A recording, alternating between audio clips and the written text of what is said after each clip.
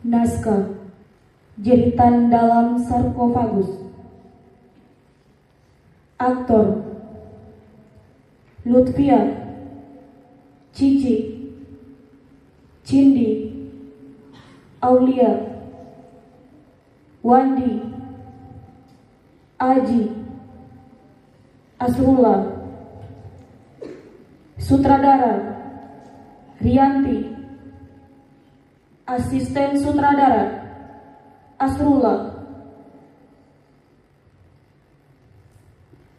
Kehidupan kali ini memang sangat menyesakkan.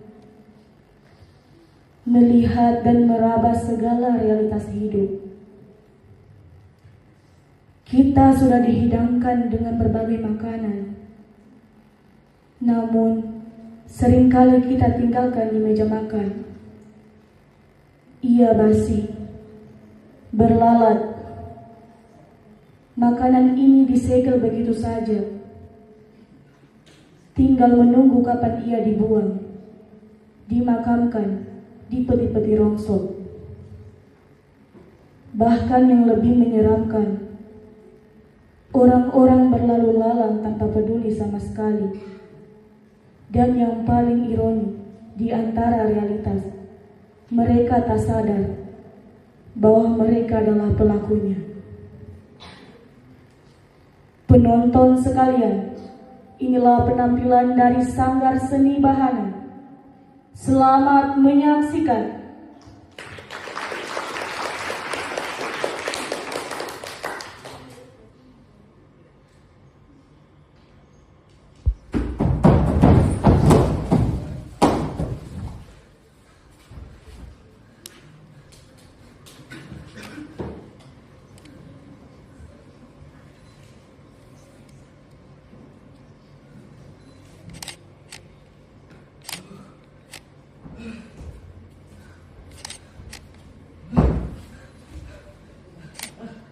Anjing sialan. Anjing! Apa? Hei, periksa sebelah sana.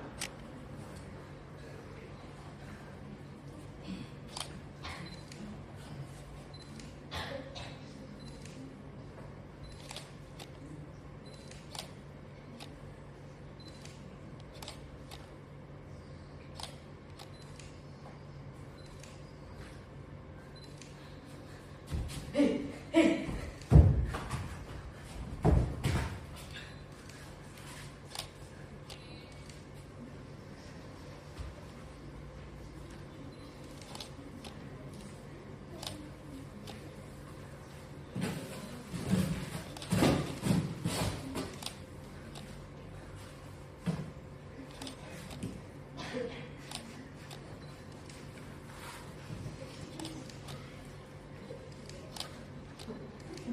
Peti.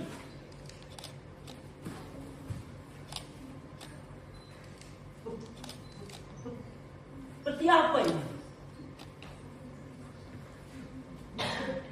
Besar sekali. Coba kita cek saja sekitar tempat ini. Mungkin ada orang yang sedang istirahat dan menyembunyikan petinya di sini.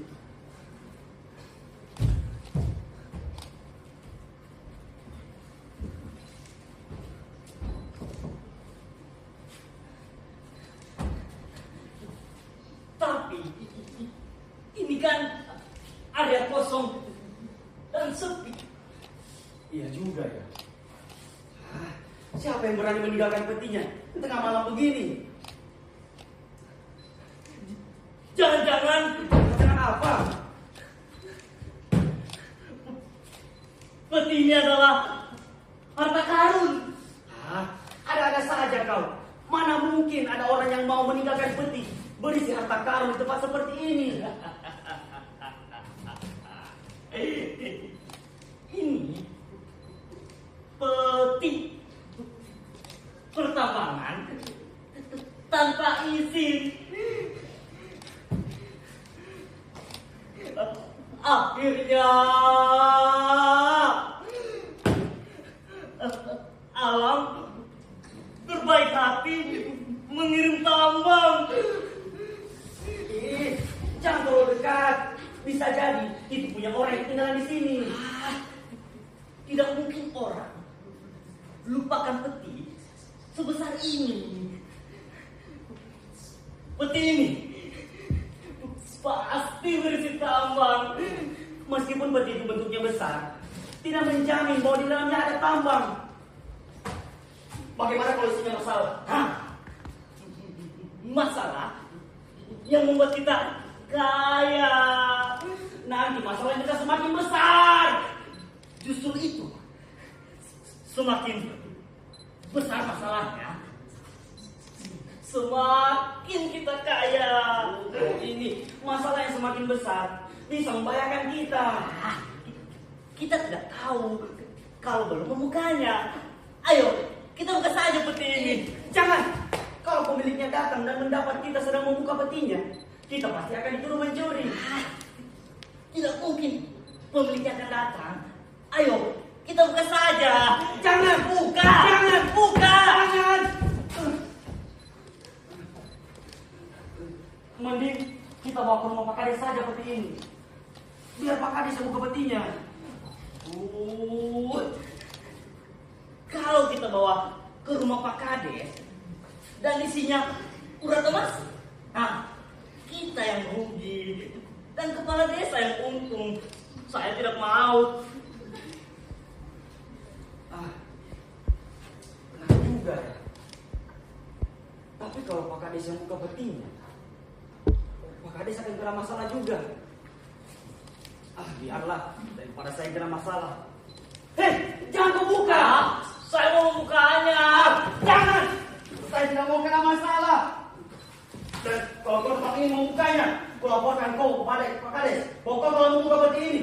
Aduh, kau jangan mengancamku seperti itu. Lalu bagaimana peti itu? Kita bawa ke rumah Pak Kades saja.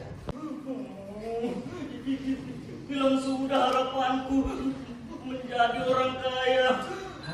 Sudah. Cepat bantu saya mengangkat ini. Baiklah. Urat emasku jatuh ke tangan kepala desa.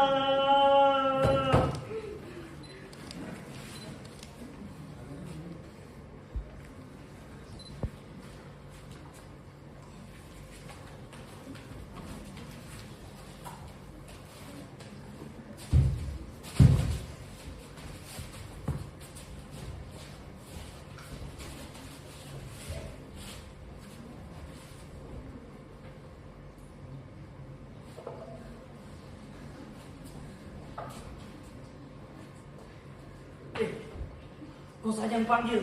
Kau saja. Kan kau yang menyuruh kita kemari. Saya takut. Takut kenapa? Sudah tengah malam ini. Nanti Pak Kades bisa marah. Tidak mungkin. Bilang saja ada masalah yang menguntungkan.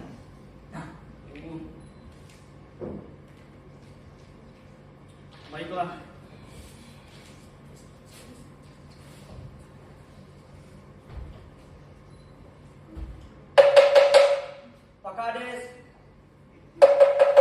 Pak Kades buka, Pak. Pak Kades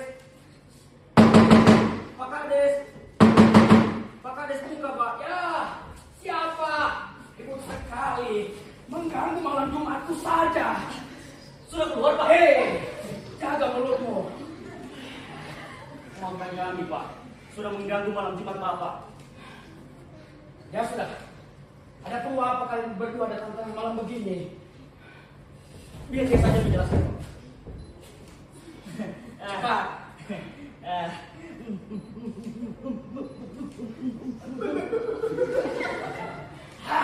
Kau saja yang jelaskan. Jadi begini, Pak. Kami menemukan sebuah peti dan kami tidak tahu siapa pemiliknya, Pak. Oh, jadi ini petinya? Iya, Pak.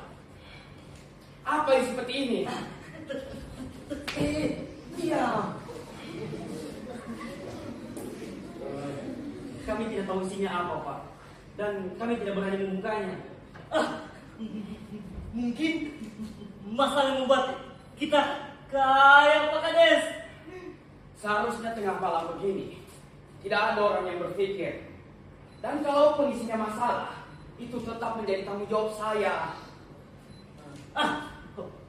Pak, bagaimana kalau kita buka saja peti ini? Biar kita tahu isinya apa. Ya sudah kalau begitu. Kalian berdua saja yang buka petinya. Siapa? Cepat. Susah yang buka. Baik. Aduh. Kau saja yang buka. Tapi Pak Kades. Tidak ada tapi-tapi. Buka saja petinya. Baik, Pak.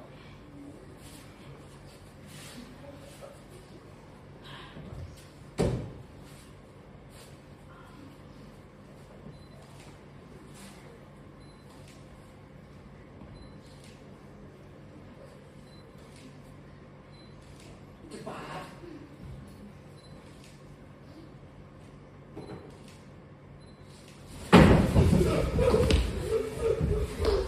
Kenapa? Hei, apa isinya?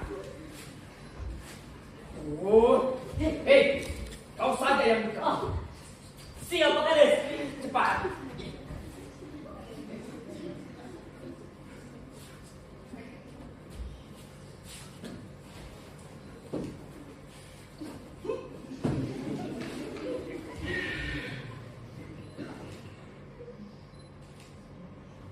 Apa isinya? Mama? Memang kamu baru masih hidup? Minggir!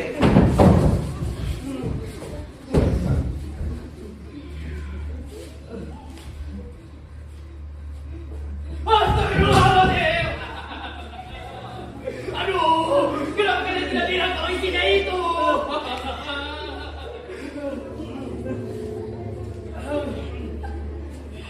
Kalian berdua ini selalu menyusahkan saya terus. Papa kan Kades. Benar itu, Pak. Ya, tapi masalahnya beda. Apa yang beda, Pak? Kan sudah menjadi tugas Papa untuk menyelesaikan masalah. Tapi saya tidak bisa menyelesaikan masalah seperti itu. Bukannya semua masalah. Apa katamu? Tidak, Pak. Terus kita apakan mayat itu, Pak? Cuma ada satu cara. Apa itu, Pak? Cepat panggil dukun. Hah? Dukun? Iya. Kenapa dukun, Pak? Tidak usah banyak tanya. Panggil saja dukun. Baik, Pak. Ya. Cepat.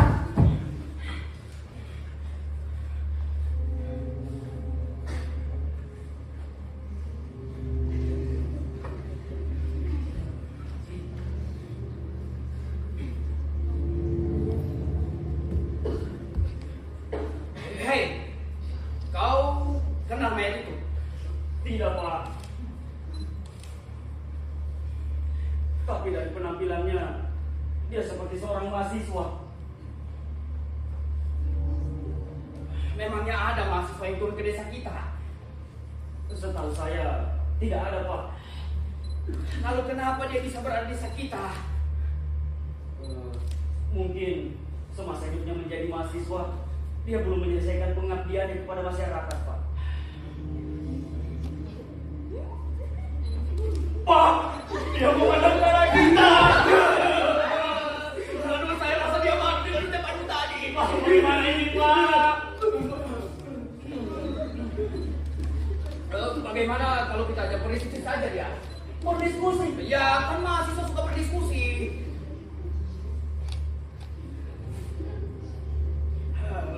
Lalu kita tanya asal usulnya sambil menunggu dukun datang. Tapi saya takut dan kurang yakin kalau dia mau diajak berdiskusi, Pak. Coba lihat, Pak, telinganya, mata dan mulutnya semua ditutup. Bisa jadi dia tidak akan dengar, melihat, apalagi berbicara untuk menanggapi pertanyaan maupun pernyataan kita, Pak. Ya, apa salahnya dicoba? Toh dia merespon ucapanmu tadi. Saya tidak berani, Pak. Bagaimana kalau Bapak saja mau coba duluan. Oh, kau berani menyuruh Pak Kades ya? Ya, Pak, bukan maksudku seperti itu. Ya sudah sana, tanyakan. Apakah dia mau diajak berdiskusi atau tidak?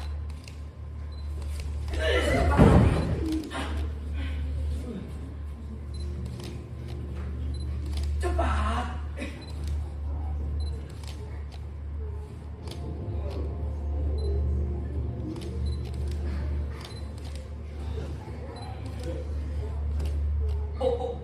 Boleh kenalan. Aduh, kenapa itu yang kutanyakan?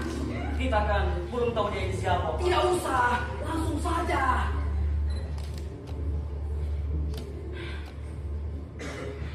Apakah kau mau berdiskusi dengan kami? Terlalu formal.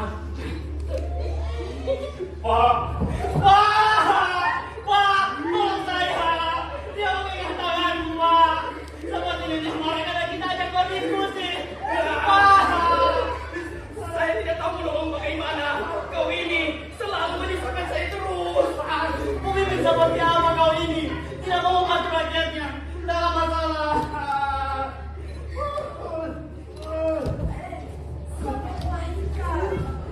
Siapa yang melahirkan? Sana, Pak! Sana! Pak, coba tolong dia, Pak. Tolong saya, Pak!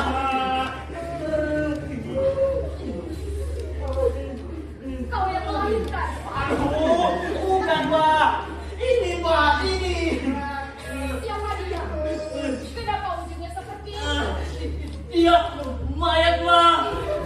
Saya tahu itu Maya, tapi kenapa penampilannya seperti itu? Dan mana ada Maya yang melahirkan? Bukan melahirkan, Pak. Aduh! Kenapa kalian malah berdebat? Cepat tolong saya! Pak! Iya, Pak. Benar, saya akan menolongnya.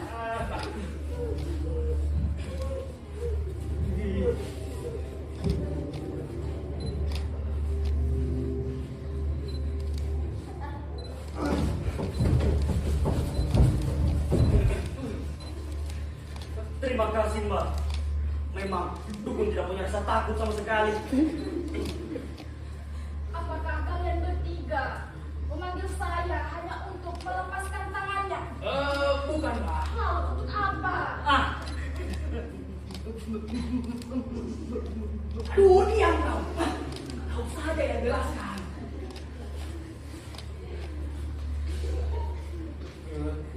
jadi begini, Mbak. Coba jelaskan kepada saya. Tadi saya dengan dia sedang melakukan ronda seperti biasanya. Tiba-tiba kami menemukan peti itu di area yang kosong di depan sana. Kami tidak berani membukanya, Mbak. Dan kemudian membawanya kemari. Setelah dibuka, kami kaget ternyata isinya mayat, Mbak. Tak lama dari peti itu dibuka, mayatnya bangun. Kami takut lalu. Pak Kades menyarankan kami untuk memanggil dukun untuk bisa mengatasi mayat itu. Begitu, Mbak. Ya, tapi bukan dukun beranak yang saya suruh panggil. Lalu, kenapa saya yang kau panggil? Pak Kades cuma bilang panggil dukun. Karena cuma Mbak yang rumahnya dekat dari sini. Makanya Mbak saja yang saya panggil. Terus, apa yang harus saya lakukan? Begini, Mbak. Bantu kami mengecek mayat itu. Apakah dia benar masih hidup atau sudah mati, Mbak? Tapi, saya tidak begitu yakin dengan kemampuan saya.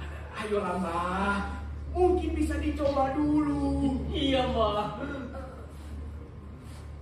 Baiklah, saya akan coba. Nah, Silakan, Mbak. Silakan, Mbak.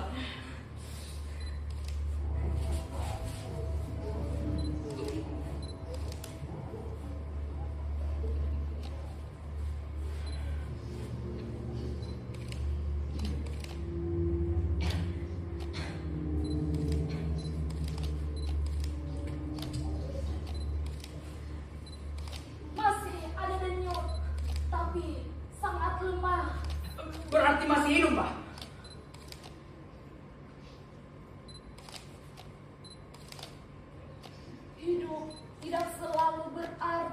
diterima. Maksudnya apa? Saya akan mengecek kembali bagian tubuhnya yang lain dulu. Silakan, Mbak.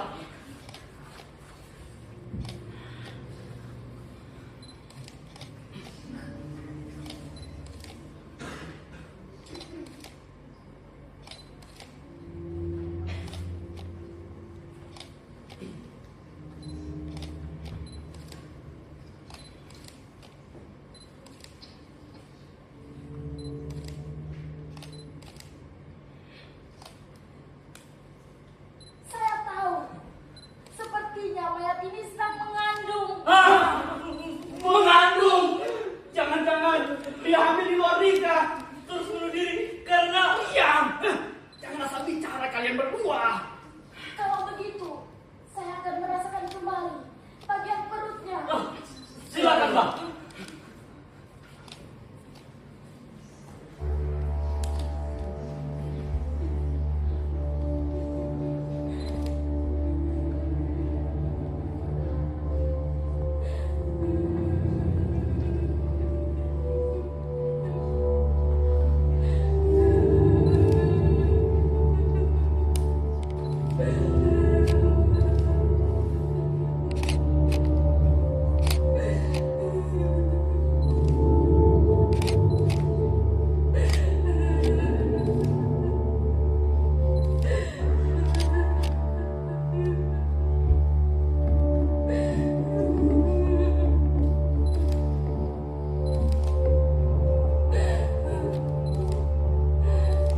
Sungguh tragis. Harusnya dari situ lahir keberanian untuk mendobrak pintu-pintu kekuasaan yang terkunci.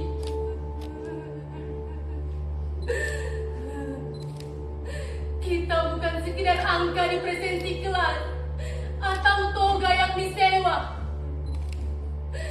Kita adalah penyambung lidah bagi mereka yang suaranya dicuri oleh birokrat.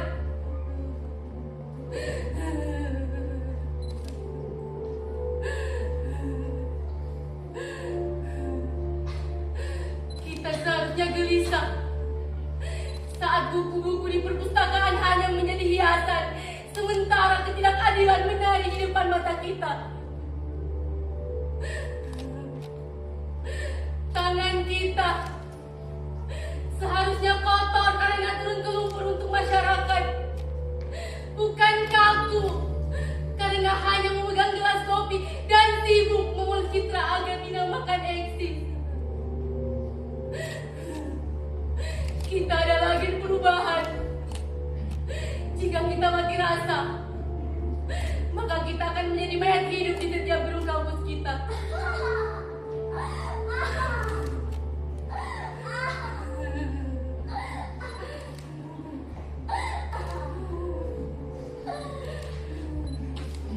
Agen perubahan. Jangan mengarang. Lagi pula, buat apa repot-repot? Dunia sudah hancur dari zaman Adam. Diskusi, baca buku barat. Buat apa kalau ujung-ujungnya cuma jadi pengangguran berijasa?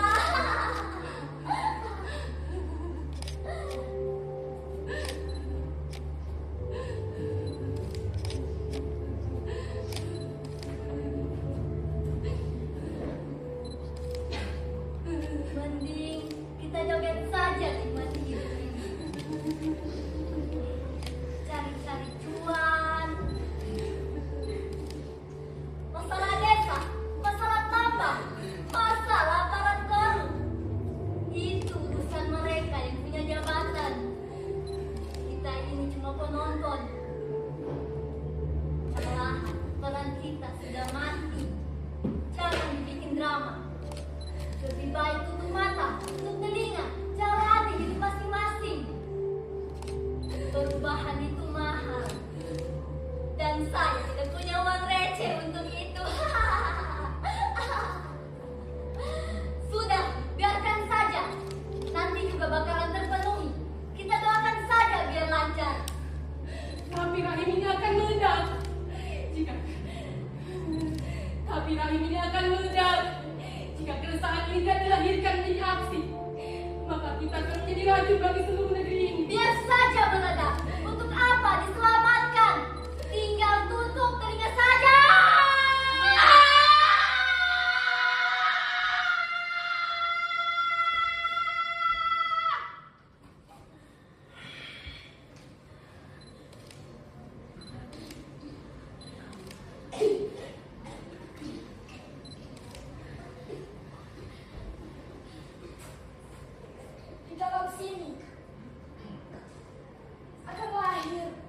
sembah siang yang saling membenci dan saling membunuh satu sama lain.